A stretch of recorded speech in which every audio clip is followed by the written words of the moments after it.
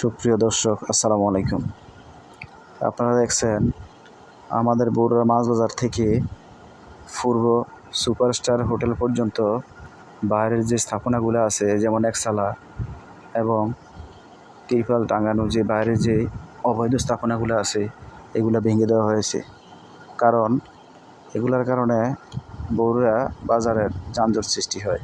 তাই যানজট নিরসনে আমাদের ইউনো মহোদয় এবং থানা প্রশাসন, ওসি মহোদয় সহ তাদের সহযোগিতায় এদেরকে উচ্ছেদ করা হয়েছে। এই উচ্ছেদের ফলে আমাদের যানজট নিরসন হবে এবং মানুষ আসা যাওয়া করতে সুবিধা হবে। যেমন দুইটা গাড়ি একসাথে গেলে সাইডে পাবলিক দাঁড়াইতে পারে না, সমস্যা হয়। তাই এদেরকে উচ্ছেদ করা হয়েছে। আমরা বলবো ভবিষ্যতে যাতে এই অভিযানগুলা সবসময় সচল থাকে, তাহলে আর অবৈধ স্থাপনাগুলা আর বসাতে পারবে না। তাই সবাই ভালো থাকবেন। আসসালামু আলাইকুম।